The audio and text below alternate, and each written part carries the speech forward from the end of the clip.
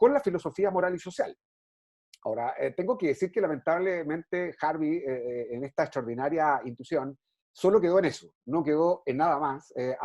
Uno empieza a leer la primera, segunda página y a la cuarta ya liquidó completamente la filosofía moral y se acabó la interfaz disciplinaria o esta relación entre estos campos. Así que la expresión la tomo de Davis Smith. ¿Pero qué supone? Supone al menos dos cosas, la nueva interfaz disciplinaria.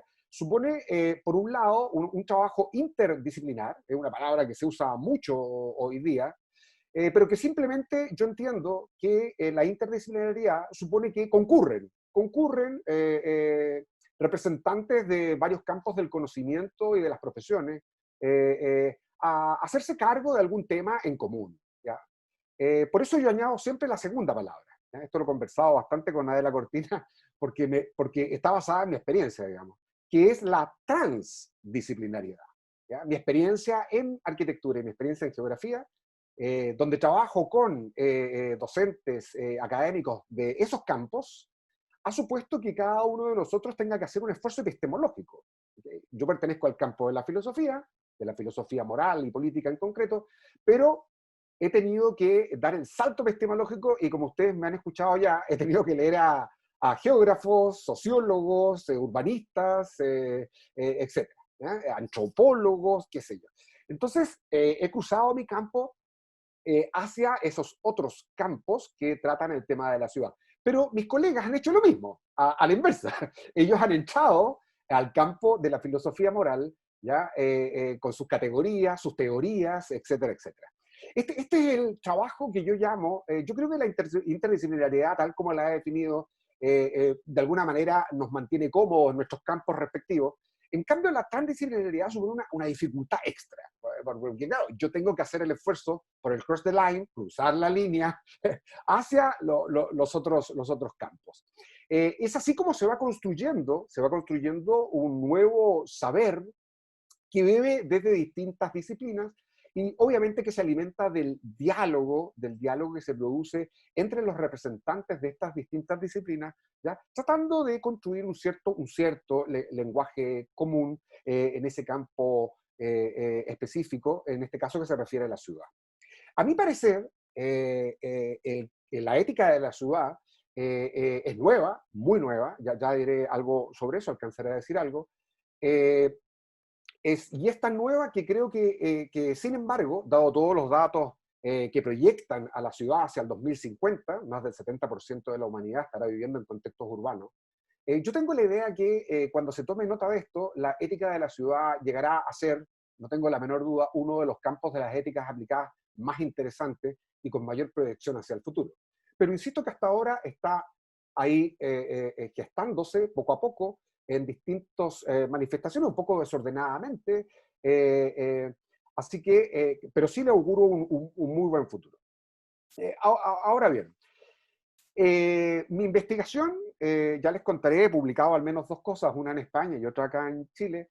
La investigación, voy a contar hasta donde, no voy a contar los nuevos avances, simplemente lo que ya tengo más o menos sistematizado. Tiene o vislumbra tres aproximaciones éticas hasta ahora a la ciudad. ¿Okay? No constituyen propiamente una ética de la ciudad, pero sí son tres aproximaciones éticas a la ciudad. Las menciono. Una es, obviamente, la que ya me imagino todos conocen, el derecho a la ciudad. ¿Ya? La segunda es lo que Natacha ha llamado la ciudad justa. Y la tercera es lo que se ha dado a llamar, la más reciente, 2018, la literatura que recién se comienza a elaborar, es la ciudad ética. La ética como objetivo. No voy a hablar, voy a dejar aparcada dos, al menos otras tendencias, que si no, no me dan los 15 minutos, lo que es la ética urbana, ¿ya? Y lo que es la justicia espacial. ¿Ya? La primera está en una línea australiana, en Melbourne, y la otra ya es conocida con Edward Soja, con el tema de la justicia espacial. Así que me voy a referir solo a estas tres muy en general, y no haré mayor hincapié. Porque Natacha me ha pedido que hable de las teorías éticas, entonces tengo que referirme a eso. El derecho a la ciudad, como ustedes ya saben, arranca con Henri Lefebvre, pero Lefebvre no tiene ninguna intención ética. ¿Okay? Las intenciones de Lefebvre son en el campo de la sociología y en el campo del urbanismo, o sociología urbana. De ahí se inicia, de hecho, una larga trayectoria de sociología urbana muy, muy interesante, Castells, etcétera, y compañía. Eh, pero no tiene ninguna aproximación ética en concreto, no hay ninguna fundamentación sistemática al respecto, en sentido ético, ¿ya? Podría leer algunas partes, pero no voy a leer cosas de las obras de Lefebvre, pero no se encuentra en sentido estricto ninguna base normativa en relación a el derecho a la ciudad. Tiene una tradición, he dicho, hoy día podemos reconocer en esta tradición del derecho a la ciudad a David Harvey, a Jordi Borja, pero ahí hay un giro. ¿Okay? Hay un giro importante en el sentido propiamente ético. Ya he dicho que Harvey, en principio, en Social Justice and the City, despacha la filosofía moral a la cuarta página y se acabó.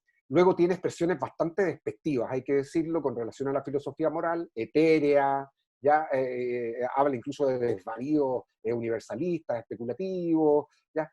Así que el concepto de justicia social que él propone, a mi juicio, y aunque él diga que no, a mi juicio es bastante pragmático, siempre en la lógica del pragmatismo político, en su caso neomarxista, etc. Sin embargo, Harvey después da un giro, cuidado, da un giro, y ya en Ciudades Rebeldes, igual que en Geografía, Justicia, etc., da un giro criticando la ética individualista del modelo de ciudad anclado en la lógica capitalista, ¿ya? Y critica esta ética individualista y egoísta y habla del derecho a la ciudad como un derecho humano colectivo. ¿Ya? Así que aquí, en esta línea, podemos decir que aparecen los derechos humanos, en Jordi Borja también, los derechos humanos de una manera importante como referente ético que más o menos hoy día está consensuado a nivel global. Esta es como la primera vertiente o tradición, que sin embargo siempre está rodeada de cierta ambigüedad, porque como dice el mismo David Harvey, el derecho a la ciudad depende hoy día de quién es un concepto vacío, porque todo depende de quién lo diga y con quién lo rellene. Esta frase no es textual, pero no es mía, es de Harvey y estoy totalmente de acuerdo con él. Bueno, luego hay una segunda aproximación que es la de Susan Feinstein, que creo que es la más incomprendida de todas. ¿Okay? Lamentablemente, yo he leído las críticas de Musset y otros, con todo el respeto que merecen su grandiosa obra. Yo no sé si habrán efectivamente leído con detenimiento de Jazz City. Tengo que decir que me llevó un año, he terminado la traducción de Jazz City, ya la terminé al español, así que es una obra extraordinaria, digamos. Así que ahora estoy en la etapa de revisión de la traducción de ese libro, pero la encuentro muy interesante en el contexto del que estamos hablando. No estoy, creo que hay críticas bien importantes a The Just City, digamos. Lo que quiero decir es lo que a mí me parece muy enriquecedor, es lo que voy a decir a continuación. Primero, The Just City se ha quedado con el mote, lamentablemente nos quedamos con los eslogan, con la pancarta. Lo que hace Feinstein en realidad, que el año pasado estuvo en nuestra universidad, lo que hace es ofrecer una teoría urbana de la justicia. ¿Sí? Lamentablemente quedó el mote Ciudad Justa y sale Musetti y compañía diciendo que la sociedad justa nunca ha existido. La verdad, la ciudad justa nunca ha existido, no existe ni existirá, digamos. Eso ya todo el mundo lo sabe, digamos. Lo que plantea es una teoría urbana de la justicia, con lo cual quiere decir que lo que quiere plantear son criterios de justicia para evaluar la planificación urbana presente y futura. Eso es lo que está ofreciendo. A ver, vamos a juzgar ¿ya? Éticamente la planificación y desde qué criterios éticos, más o menos consensuados, podemos realizar esa crítica urbana a algo que todos los autores están de acuerdo, que la planificación se ha realizado sobre la base de un modelo neoliberal, capitalista, depredador de la ciudad, etc. Entonces, eso es lo que ella plantea. En este sentido, ella, lo dice en el libro, me parece muy interesante, tomó clases de filosofía moral, por si acaso, fue a clases de filosofía moral, se quemó las pestañas estudiando filosofía moral, ¿ya? Y eso se nota en el libro.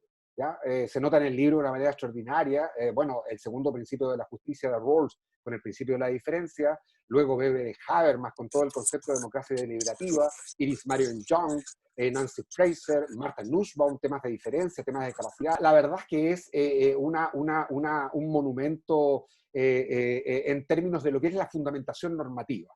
Creo que sencillamente es extraordinario, perdonen mi entusiasmo con la obra de Feinstein, pero esto no quiere decir que no reciba críticas. De hecho, una de las críticas más importantes, bueno, lo que iba a decir, ¿ve? Ya me pasé, voy a terminar enseguida. Ahí está. ¿En qué estaba? Estaba con Susan Feinstein. Una de las críticas más irreconocidas, digamos, de hecho se la preguntamos aquí mismo, digamos, es la limitación que a su análisis, ya, que solamente se circunscribe a países formalmente democráticos, capitalistas, desarrollados, entre comillas. Entonces no es en principio aplicable desarrollados o del sur global, digamos. Así que esta limitación, la verdad es que no es menor en relación a su teoría. Ahora, esto no significa que haciendo un ejercicio, digamos, de ampliación, haya que introducir modificaciones a esa para la realidad de nuestros países latinoamericanos. Y termino con la tercera, digamos. La tercera es la ciudad crítica. La verdad es que a mí la que menos me gusta, tengo que decirlo, confesarlo, creo que se mantiene dentro del convencionalismo político contemporáneo, con instituciones como ONU Habitat, con la nueva agenda urbana, que como diría Sundrayes es un realismo mágico, y pareciera que fueran puras declaraciones de gobernanza, etcétera, etcétera. Sí tiene algunas afirmaciones muy interesantes en términos de lo que es la proyección de la reflexión ética respecto a la ciudad y otras cosas más, pero que, insisto, es a mí la que menos me simpatiza. Con esto termino, porque ya me pasé en la hora, termino para hacer referencia a la cuestión que Natacha planteaba en el correo en que me invitó. Yo tengo que decir al menos dos cosas para concluir. La primera cuestión es que, lamentablemente, hoy día la ética no pasa de ser una pancarta, la ética es una pancarta, y lo digo tanto en las políticas públicas, donde no he encarnado casi nada, pero también lo digo en la parte académica. ¿Okay? Yo leí una cantidad de literatura y siempre la ética, y la ética como adjetivo, la verdad, no sirve de nada. ¿Okay? La cuestión es cuál es la sustantividad de la ética, a qué nos estamos refiriendo. Si hablamos de la justicia, bueno, lleguemos a un entendimiento sobre la justicia y aquí empieza toda una discusión acerca del universalismo, particularismo, etcétera, la conformación contextual del concepto de justicia, etcétera, etcétera. Aquí me extraña, por ejemplo, que David Harvey no menciona autores como Michael Walzer y otros que son de tremendo interés, o incluso entre en el paño de la discusión con Martha Nussbaum, que es una que en el enfoque de las capacidades defiende precisamente ese universalismo sin desconocer la conformación o la construcción contextual de los conceptos de justicia. Así que eso. Y lo segundo, sencillamente decir que una de las tareas en el desarrollo de esta línea de investigación es que efectivamente seamos capaces de poder desarrollar la transdisciplinaridad, ¿ya? Que hasta ahora la verdad es que no deja de ser simplemente un ideal, pero que no se ha desarrollado con la profundidad que uno esperaría. Bueno, lo dejo hasta ahí porque ya me pasé. Así que eso.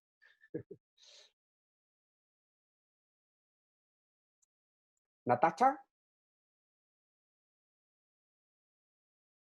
veo a Zaida que se mueve y todo, así que estamos, Zaida, pero Natacha se nos quedó pegada.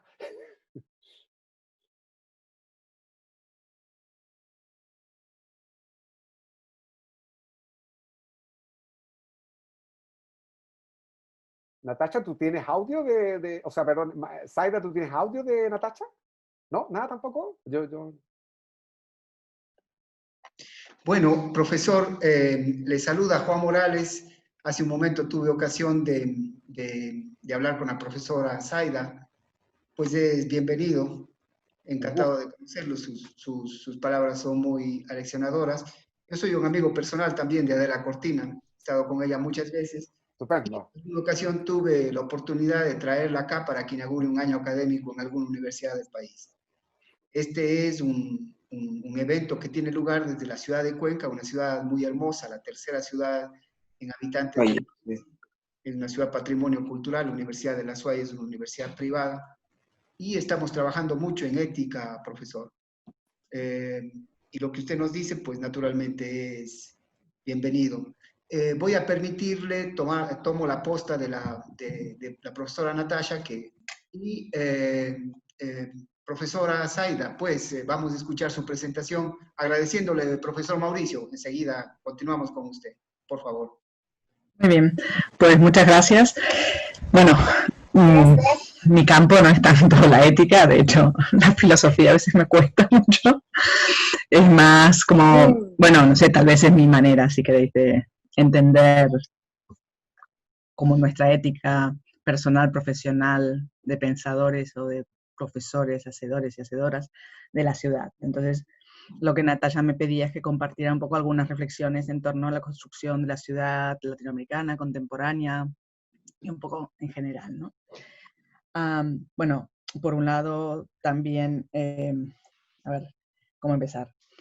Claro, hablar de ciudad es hablar de urbanismo, es hablar de planeamiento, y en general, digamos, hay quienes, por ahí de una manera un poco romántica, pensamos que el urbanismo y el planeamiento es una herramienta de justicia, que podría ser de justicia social y de derechos, pero muchas veces no ha sido así, no es aplicado así porque, bueno, porque también hay muchos intereses económicos en juego. El urbanismo en su aplicación cambia las condiciones económicas, ¿no? Las condiciones de cambio de un determinado lugar, y eso hace que muchas veces los intereses o a quién se esté atendiendo cuando se hace o se piensa en planeamiento, no es al beneficio de la mayoría, no es en la igualdad, no es en las mujeres, no es en los niños y las niñas, no es en las minorías, ¿no? Entonces, un poco esta era mi idea de enfoque, ¿no?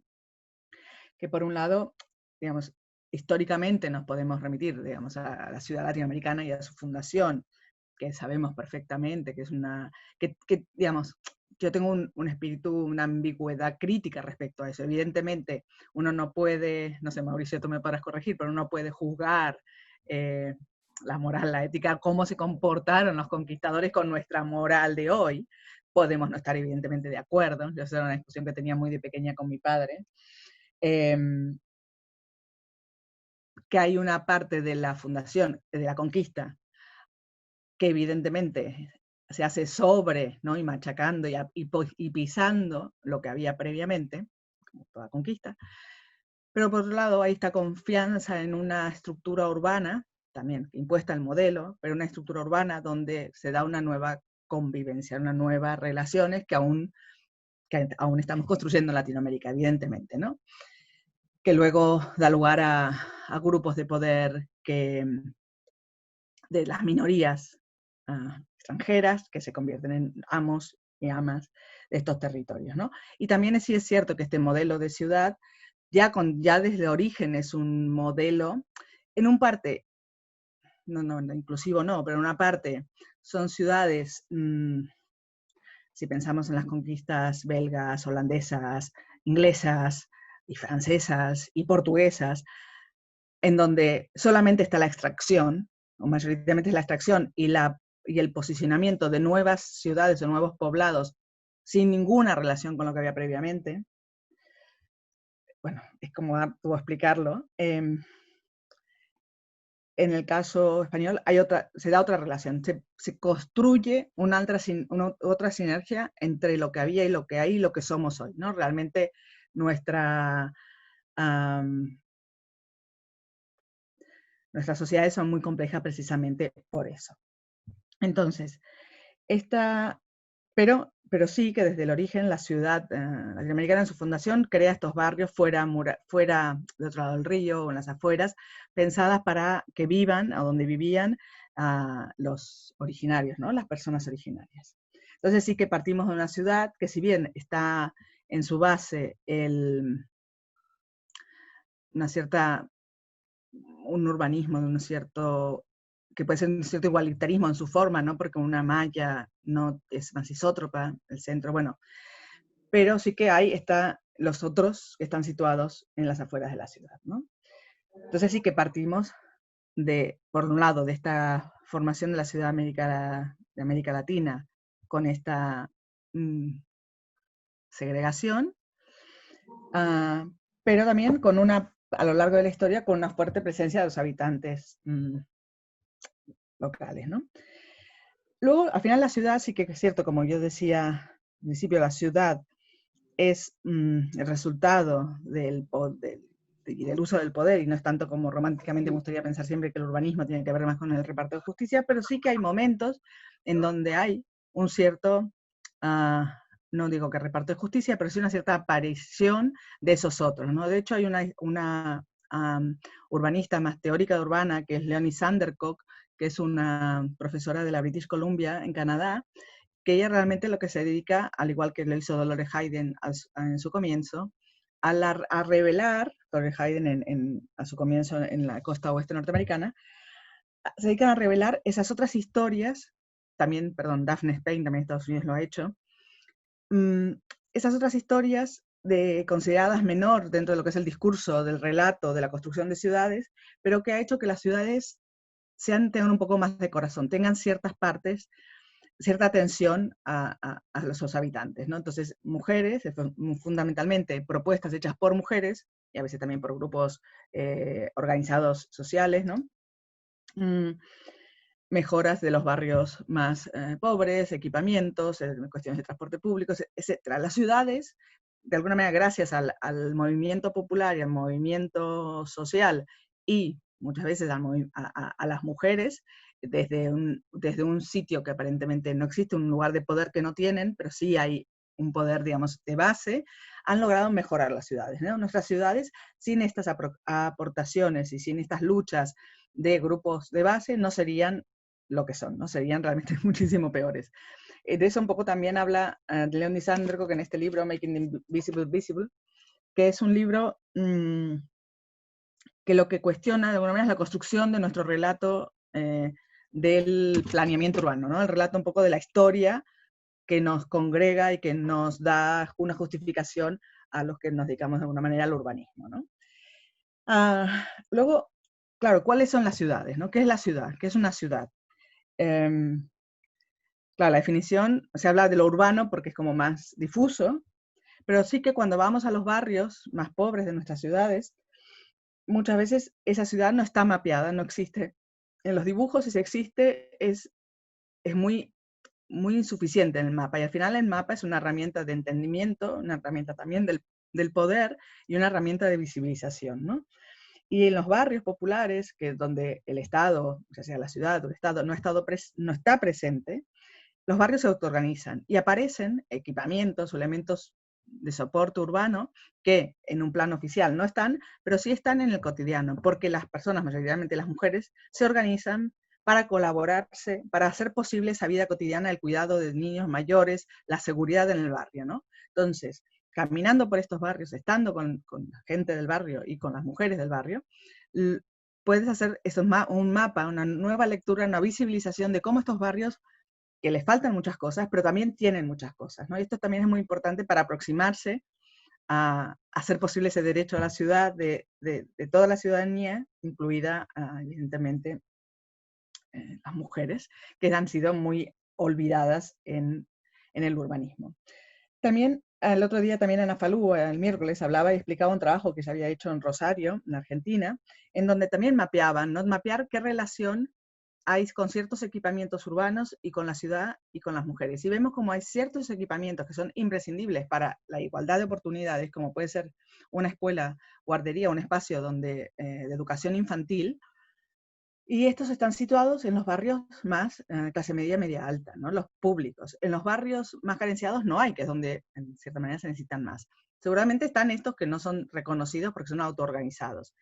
Pero esos mapas ya nos explican un poco en esta distribución del dinero público, cómo va a unos sitios y no va a otros, ¿no? Entonces, cómo esta herramienta de justicia social no es utilizada, ¿no? Para eso, sino mantiene de alguna manera las diferencias.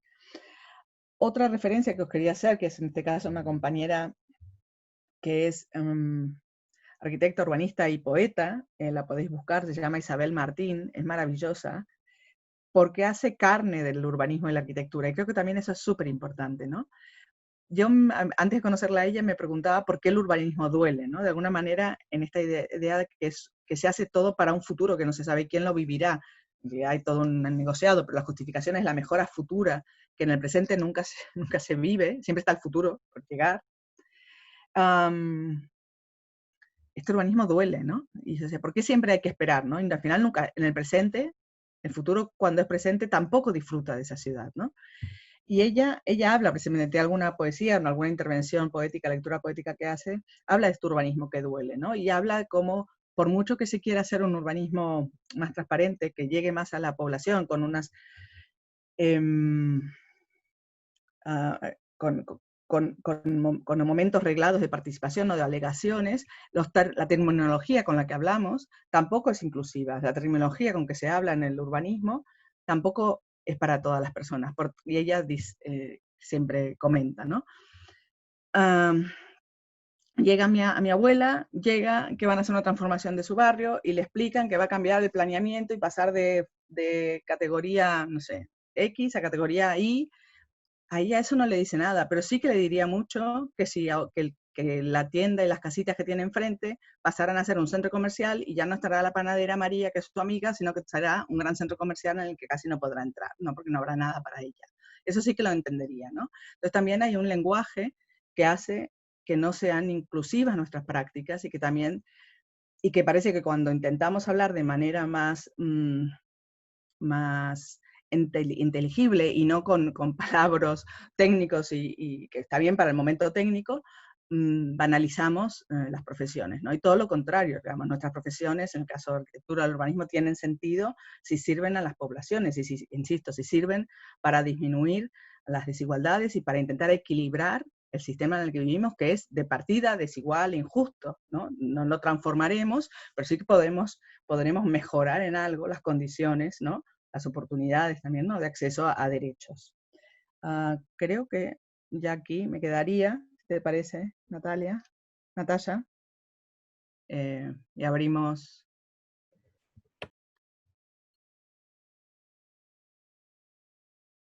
No tiene sonido, Natasha. Ahora.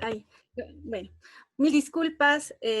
Zaida, hace un momento tuve un problema técnico, no pude comentarles un poquito tu CV y yo en realidad creo que es necesario, aunque sea al final de tu exposición, simplemente comentar, Zaida es arquitecta, urbanista, doctora por la Escuela Técnica Superior de Arquitectura de Sevilla, profesora en la ETSAP, en la Universidad Politécnica de Cataluña, es codirectora junto a Josep María Montaner del Máster Laboratorio de Vivienda del siglo XXI de la Universidad Politécnica de Cataluña. Colabora en muchas publicaciones, es conocida por su experiencia en cuestiones de espacio y género y ha escrito una serie de libros de los que destacaré Arquitectura y Política, Mujeres, Casa y Ciudades, Post-Suburbia y Arquitectura de la Ciudad Global. Muchas gracias, Zaida. Bueno, yo en lo que había pensado ahora, lo había programado, es un espacio abierto a preguntas de las personas que han asistido y que han estado presentes en las dos exposiciones. Ahí tenemos un técnico que nos está ayudando, entonces de esa parte, hasta que alguien se anime, yo lo único que quería era cerrar la exposición tanto de Zaida como de Mauricio, porque si bien ustedes provienen de ámbitos del conocimiento diferentes, creo que es importante y me parece que entre más diferencia pueda haber en la formación, podría ser un encuentro más enriquecedor.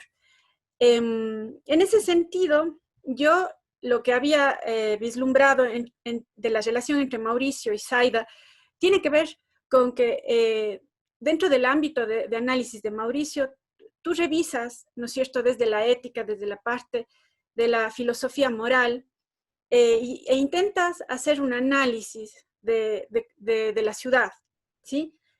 Tú decías al inicio que no eres un experto en ética urbana, pero yo creo que sí lo eres. Y dentro de esa reflexión teórica, me parece interesante que Zaida traiga a colación esa práctica, ¿no es cierto? Y cómo desde esa práctica, desde esas luchas de base, es importante el ir construyendo esa noción que está vinculada con la ética.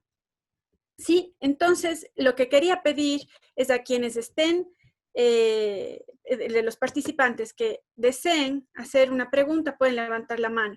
Doy paso a Alejandra Sandoval. En este caso, ayúdenme, por favor, Alejandra Sandoval, si ella podría participar. Ale, ya estás con el audio. Buenas tardes, ¿qué tal? Buenas tardes con todos. Buenas tardes, Zaida, Mauricio, Nati. Muy interesante el tema, sobre todo en este contexto. Quería quizás hacer un comentario y pedirle a Mauricio y a Zaida que amplíen un poquito el comentario, más que preguntas, una reflexión, yo creo. En este tema de la justicia, ¿no?, espacial, y la ética urbana también tiene relación con la ética del medio ambiente, indudablemente. En ese sentido, pareciera ser que existe una contradicción en cuanto a que las zonas donde viven los sectores sociales de bajos ingresos, por el mismo hecho de ser zonas densas, por el mismo hecho de tener un bajo consumo de productos, de servicios, son ambientalmente, digamos, menos dañinas para el medio ambiente, versus el otro sector de la ciudad que contamina más, que consume más, que ocupa más espacio, más agua, más áreas verdes que se deben regar. Y en este sentido existe una injusticia, ¿no? Que yo pensaría es una injusticia, y también tiene que ver con un tema ético, ¿no? Que ahora que cuando se pide que se debe cuidar el medio ambiente, muchas de nosotros en realidad estamos aportando más de la huella de carbono que otras personas, pero eso tampoco se equipara en cuanto a gobernanza, política, de espacios, de cierta manera perpetuando más de esta injusticia urbana que existe, aparte de temas de fragmentación, ¿no?, y desigualdad social. Ese era el comentario que quería que un poquito lo amplíen un poco más, tanto desde el punto de vista de la ética, Mauricio, y desde el punto de vista de la filosofía, Zaida. Por favor, muchas gracias. ¿Empiezo? Bien. Gracias, Alejandra. Y gracias, Natasha, por la presentación. Sí, evidentemente, esa es una cuestión que se ve en muchas ciudades, ¿no? Yo estuve los 4 años pasados, como directora de urbanismo de una ciudad que tiene una renta per cápita muy baja, de las más bajas de Cataluña, y teníamos un problema, por ejemplo, en el reciclaje de residuos, había un porcentaje muy bajo de reciclaje, pero en realidad, eso sí se mira de manera como global, el porcentaje, ¿no? O la cantidad de kilos por persona, no me acuerdo bien. Pero claro, cuando nos comparábamos con otra ciudad de la misma área metropolitana, pero con ingresos casi 3 veces o 4 veces los de la ciudadanía nuestra, aquellos en teoría reciclaban más, pero gastaban mucho más. Evidentemente sus casas ocupaban mucho más, ¿no? Lo malo es que nuestro modelo urbano sigue admirando ese modelo de la dispersión, ese modelo del uso totalmente imposible, ¿no? O sea, insostenible de todo tipo de recursos. Los recursos de la tierra, de los recursos del aire, porque los gastamos, los recursos bueno, primero que consideramos recursos lo que no son recursos, sino que son bienes de la naturaleza que están allí para que compartamos y para que perduren, no para que nosotros los utilicemos a nuestro antojo, ¿no?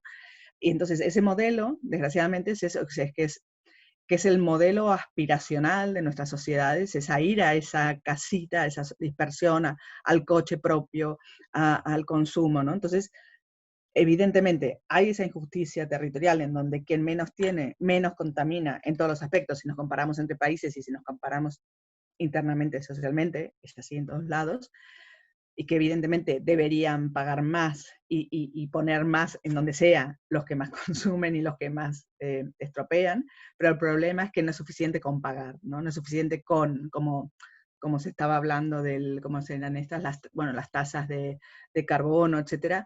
O sea, que no es suficiente, es que no, el planeta no aguanta, todo no se soluciona con dinero, ¿no? Entonces, el problema es que esta crisis de la pandemia sumada a la crisis climática que estaba antes y que seguirá estando, nos debería hacer pensar en un cambio de modelo, pero desgraciadamente uno de los discursos que ha calado durante estos días es que la casa aislada, moverse en coche, porque lo público, el conjunto, lo conjunto contamina, ¿no? Entonces, primero hay que destruir ese discurso, no puede ser así. Sí, evidentemente vivir tiene riesgos, pero lo que pasa es que lo que tenemos que ser más conscientes es que esta pandemia tiene que ver con un modelo de extensión en el territorio, con nuestro modelo de crecimiento y con nuestra jerarquía como sociedad que nos creemos, que vivimos en una pirámide, nuestra civilización, y en la punta están los señores, unos determinados señores, y a partir de abajo, de ahí todo lo para abajo, las mujeres, otros señores, los campesinos, las campesinas, las trabajadoras y los trabajadores, el campo, la tierra, todo está a su disposición. Ese es nuestro gran problema, ¿no? Y tenemos que construir otro modelo de civilización para poder perdurar, para que perduremos, porque no hay planeta B, no hay otra opción.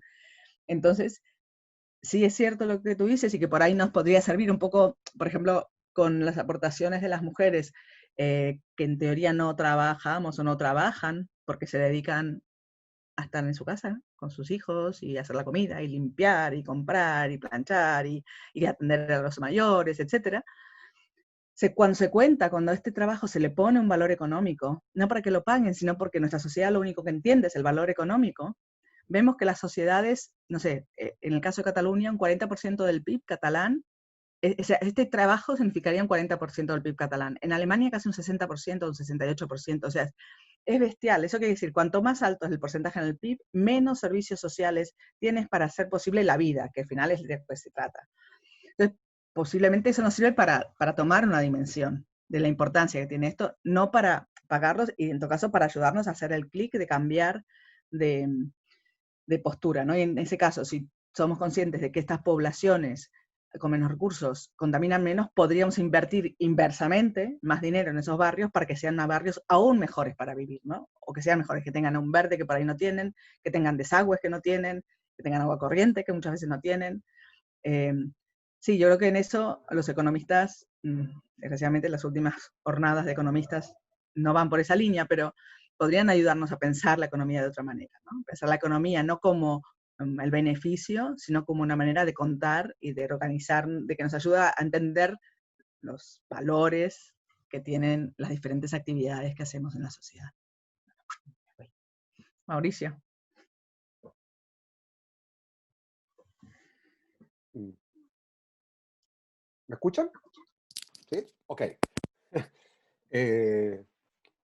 A ver, en general a mí no me gusta mucho la distinción entre práctica, teoría, o práctica y ética, o uno... ¿por qué digo esto? Porque primero porque la reflexión ética que la hace un filósofo, en general en las teorías clásicas, los filósofos se olvidan, las filósofas se olvidan y todo el mundo se olvida que Aristóteles es un viejo del siglo IV a.C. y que estuvo en Grecia. O sea, hay constricciones sociohistóricas, territoriales, geográficas. Ningún filósofo es un ángel. No, eso no existe, digamos. La reflexión del filósofo está circunscrita, constreñida, histórica, espacialmente, etc. Así que cada una de las teorías éticas no nace de la nada ni es revelada desde el cielo. Nace en contextos como los que ya he señalado.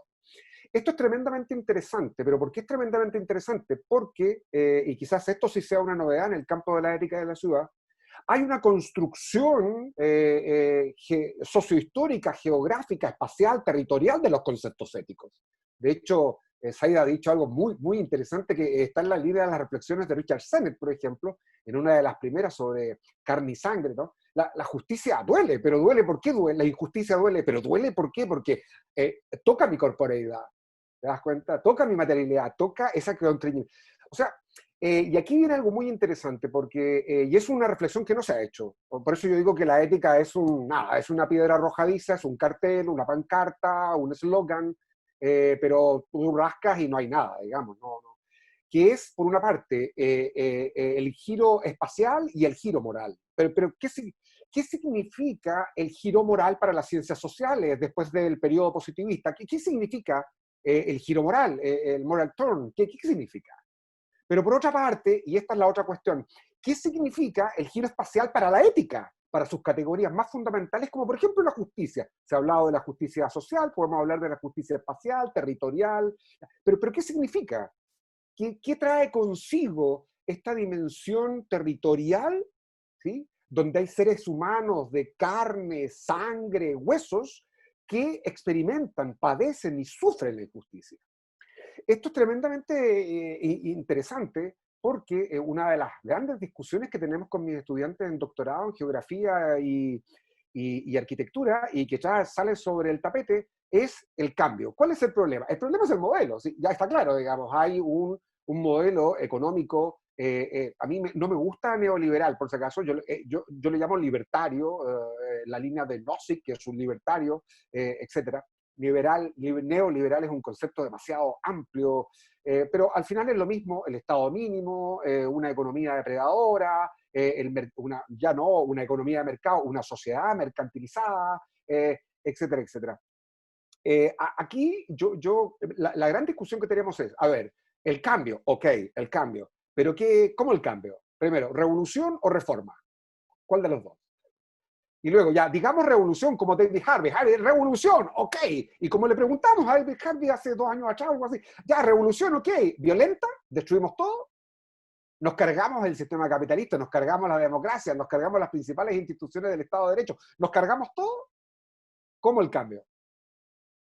¿Sí? Porque si no, esta es una gran discusión que tenemos permanentemente con mis estudiantes de distintos posicionamientos ideológicos, políticos y lamentablemente no éticos, porque la ética no aparece por ningún lado. Pura política, economía y un poco más. Entonces, aquí viene una gran discusión. ¿Cambio en qué sentido? Mi posición, desde mi expertise, es que yo estoy de acuerdo con Harvey, una revolución urbana, pero creo que la revolución urbana será ética o no será. ¿Ok? Toda revolución, y este es un tema de Marcuse muy interesante, en Ética de la Revolución, si no hay unos límites éticos a la revolución, sencillamente nos vamos todos al carajo. ¿Okay? Esto es muy interesante visto de la trayectoria de mi propio país. ¿Sí? Yo participé en las marchas del 18 de octubre en Chile, etc. No es un hecho aislado el movimiento el gran movimiento social en Chile a partir de esa fecha. Es una larga trayectoria, pero es una larga trayectoria en la línea de lo que ha dicho Zaida. Es una larga trayectoria de que ya no es la reflexión sobre el otro, ahora es la reflexión sobre el invisible. Es que ya no existes. Son geografías invisibles, el espacio invisible, ya estás invisibilizado. Esto llega a tal dramatismo en nuestro país, que tiene esa fama de ser un país ejemplo en América Latina. Yo lo he dicho que no es. Yo anuncié una semana antes en México, en un congreso, que cuidado con Chile, porque todos hablaban maravillas en sus conferencias de Chile. A ver, cuidado. Y justo a la semana siguiente estalló el 18 de octubre. Bueno, yo participé. La pancarta más maravillosa que yo he leído de esas movilizaciones que han querido estigmatizar de delincuencia, porque todo se criminaliza, vandalismo, anarquismo, marxismo y qué sé yo. La gran pancarta extraordinaria ética es hasta que la dignidad se haga costumbre. Fíjate, es una de las pancartas más maravillosas que yo he leído en mi vida. ¿Por qué? Porque lo que la gente quiere es ser visible, pero no solamente ser visible, quiere que se le reconozca su dignidad, quiere que se le reconozca su humanidad, y que no es simplemente un engranaje más, no es una estadística más, no es un pobre más de una lista de pobreza en un país, sino que tiene historia, tiene geografía, vive, puedo nombrar Villa Francia, La Legua, etcétera, en los lugares marginales, en la periferia de Santiago, ya, etcétera. Entonces, creo que estas son las claves que deberían de alguna manera alimentar desde la ética nuestro discurso. ¿Te das cuenta? Zaida ha puesto temas muy interesantes. No sé cómo serán sus países, pero en Chile, por ejemplo, la mujer. En Chile, lamentablemente, los estudios indican que en esta época de pandemia las mujeres no han hecho sino incrementar las labores en el hogar. ¿Sí? lamentablemente yo no formo parte de la estadística, pero a mí en mi casa me ha tocado asumir muchas tareas del hogar. Yo lavo la loza, plancho, hago un montón de cosas, y mi esposa, que es académica, bueno, ella también se dedica a sus cosas. Entonces hacemos una distribución equitativa de tareas, pero no porque hagamos un contrato social, es porque sencillamente nos nace tener que hacerlo así, es necesario.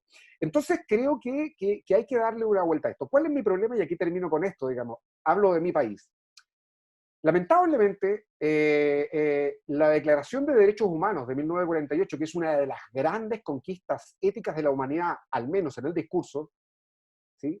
Demoramos 25 siglos en conquistarla, al menos en el discurso, hoy día es casi desconocida, fíjate. Yo todos los semestres, pregunto a mis estudiantes, que bueno, Natacha lo sabe, son de una élite de nuestro país, todos los semestres, y también así en otros lados, instituciones, pregunto, entonces, ¿quién siquiera ha leído nada más que, mira, ninguna maravilla, ha leído nomás los derechos humanos, la Declaración Universal? Les aseguro que es lamentable el desconocimiento de los derechos humanos. En Chile, cuando tú hablas de derechos humanos, es solo tortura, nada más. ¿Ok?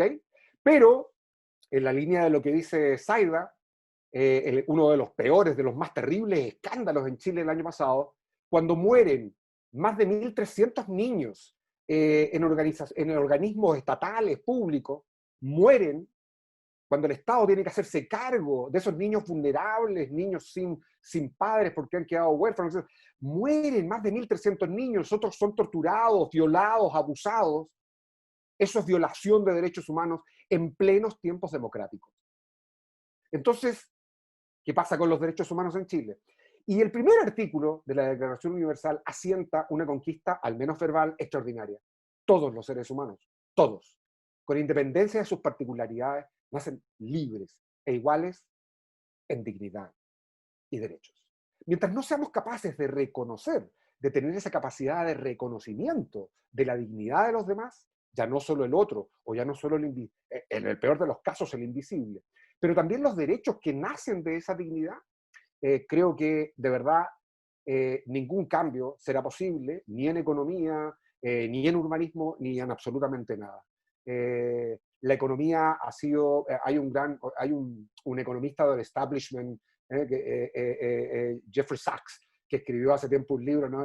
Economía en un mundo abarrotado, ¿no? Listo.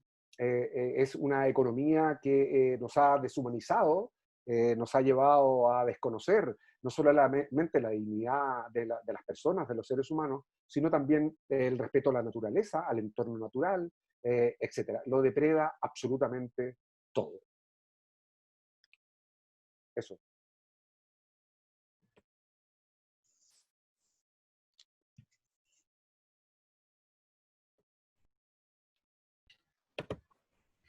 Sí, bueno, muchas gracias, Zaida, Mauricio.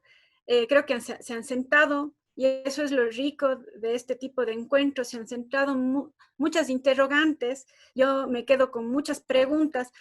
Lo que sí me gustaría para cerrar, en honor al tiempo, para cerrar el encuentro de hoy, es lanzarles una pregunta final, de cierre. Hemos hablado sobre los grupos vulnerables, ¿no es cierto?, que históricamente podemos encontrarlos. Creo que Zaida lo señalaba cuando hablaba de la fundación de las ciudades en América Latina, ¿no es cierto?, tras la conquista. Entonces, que hay una larga trayectoria de estos grupos invisibilizados. Ahora, en esta construcción del relato, de cómo planificar, y que es evidente en ciudades, yo qué sé, como en el Brasil, donde las favelas ni siquiera constaban hace un par de décadas en los planos, cuando eran enormes. Y esta práctica habitual de invisibilizar, ¿cómo hoy, luego de todos estos fenómenos que han ido ocurriendo, el estallido social en Chile, lo que está ocurriendo ahora en los Estados Unidos, etcétera, ¿cómo yo, desde la planificación, podría dar ese pequeño primer paso que seguramente se está implementando en algunas latitudes, para aproximarme a esa inclusión dentro de la planificación, o quizá incluso variar la terminología. No sé, bueno, ahí un poco les dejo abierta la pregunta. Mauricio, Zaida. Yo creo, bueno, depende mucho cada contexto, ¿no? No creo que haya recetas, pero desde luego se trataría de conocer, de escuchar, de observar, de acercarse, de incluir, de participar a todas las personas que habitamos los sitios, ¿no? O sea, cada quien desde su sitio tiene algo que decir o mucho que decir y mucho conocimiento de la propia vida, ¿no? Entonces, una de las cosas para poder intentar ser más inclusivos en ese planeamiento, una sería intentar romper también con las jerarquías que vienen dadas desde la academia, las clases, ¿no? Entonces, la clase no social, ¿no? Cada uno aporta algo. Nosotros hemos tenido la suerte de ir a la universidad, aportamos una cosa, pero quien vive en un territorio tiene mucho que aportar, ¿no? Entonces no podemos planificar desde ese arriba, ¿no? Entonces es esa inclusión y es intentar después, como ideal, al menos para mí, unas ciudades que además de ser respetuosas con el medio ambiente, de no crecer excesivamente, consideren a las personas en sus diferentes características y situaciones, pongan en primer plano los cuidados y la vida, y consideremos unas ciudades mezcladas y variadas, ¿no? No creo que podamos construir unas ciudades inclusivas si hacemos el barrio, por muy bien que esté hecho, ¿no? Allí a 40 kilómetros del centro de la ciudad, un barrio donde viven unos, y a 40 kilómetros por otro lado, un barrio donde viven otros, ¿no? Eso no, por muchos servicios que puedan tener, equipamientos, ¿no? Entonces, bueno, ¿cómo se hace? Largos caminos y eso es lo que tiene de difícil el urbanismo también, que es de, como son tan, o sea, es mucho dinero, son muchos mecanismos, a veces legales, para garantizar una cierta igualdad que a veces no se cumple, pero bueno, hay una serie de mecanismos. Por eso también creo que, un poco igual viendo lo de revolución o ¿no? reforma, ¿no? Que podemos ir mejorando, podemos caminar hacia una mejora, ¿no? Y podemos hacer desde pequeñas reformas que sean tácticas, frágiles, pero porque vamos camino a una mejora, porque si no al final también nunca hay para todo a la vez, ¿no? Entonces al final se van posponiendo. Entonces yo creo que es como cuando escribes la tesis, ¿no? Igual no tienes que escribir todo el primer capítulo perfecto porque nunca llegas al último, ¿no? Escribe todos un poquito más o menos y vas mejorando todos, ¿no? Y un poco en la ciudad igual. Hagamos de todo un poquito mejor, cada vez una pasada, ¿no? De pintura cada vez y vamos mejorando. Porque también, por ejemplo, hay un efecto de la invisibilidad cuando se trabaja en los barrios más carenciados, o menos atendidos, es que se atiende una vez, se hace una cosa una vez y se considera que ya está, ¿no? Cuando en la ciudad formal, en la ciudad de los ricos, todo el tiempo se está invirtiendo y mejorando, ¿no? Porque en la ciudad es así, o sea, hay que cuidar cada día, la ciudad hay que cuidarla cada día, ¿no?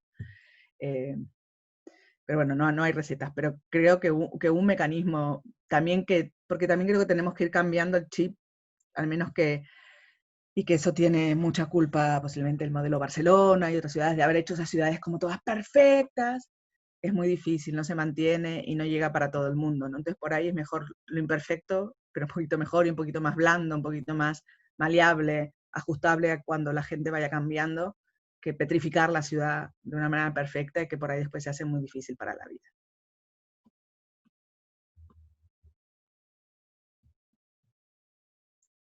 ¿Me escuchan? ¿Sí? Sí. Ah, ok. La pregunta, tal como la plantea Natacha, es más para Zaida, y yo ahí me mantengo un poco a distancia. Simplemente decir dos o tres cosas nomás. Desde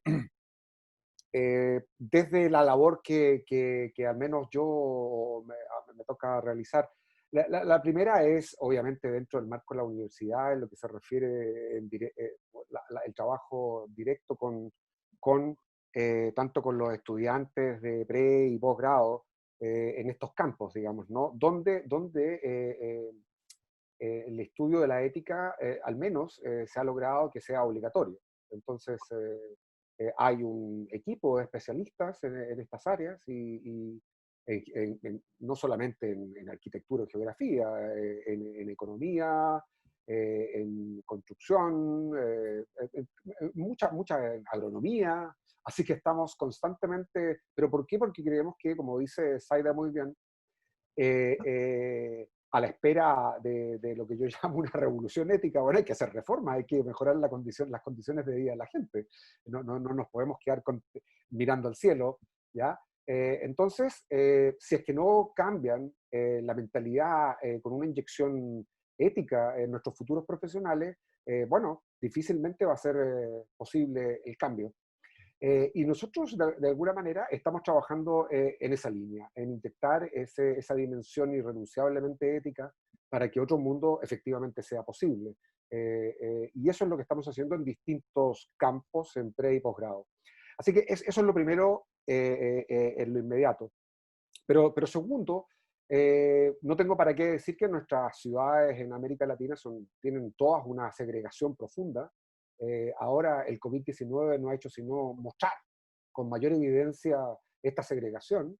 El virus ciertamente que no es moral ni inmoral, pero los efectos que está trayendo en relación a la realidad humana, las diversas realidades en la sociedad, ahí sí están apareciendo muchas de nuestras injusticias. Ahí la segregación es brutal. Hay un promedio, por ejemplo, en Chile, y tengo que decirlo porque se tiene a Chile como modelo y yo estoy convencido de que no es ningún modelo de nada. El promedio de habitacionalidad en Chile es de 50 a 55 metros cuadrados. Y estamos hablando de 4 o 5 personas con grandes hacinamientos. Más allá de eso, aparecen en los lugares donde, y justo en las comunas donde hay menos recursos, no hay plan regulador, así que aparece el inescrupuloso negocio inmobiliario, donde construyen lo que popularmente aquí en Chile se llama guetos verticales, ¿ya? Que no son sino edificios que provocan una multitud de hacinamientos, ¿ya? Se pierde la privacidad, la intimidad, etcétera, etcétera.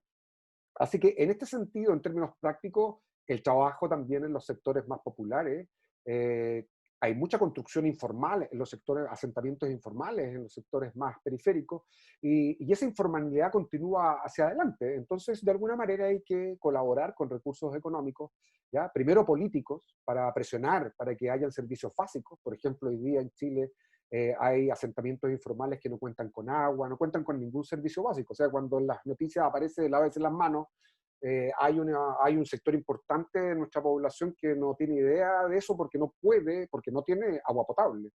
Entonces, ahí hay una lucha de presión política intensa, y por otro lado también entregar recursos, por reunir recursos económicos. Ahí, como decía Zaida muy bien, ahí donde el Estado no llega.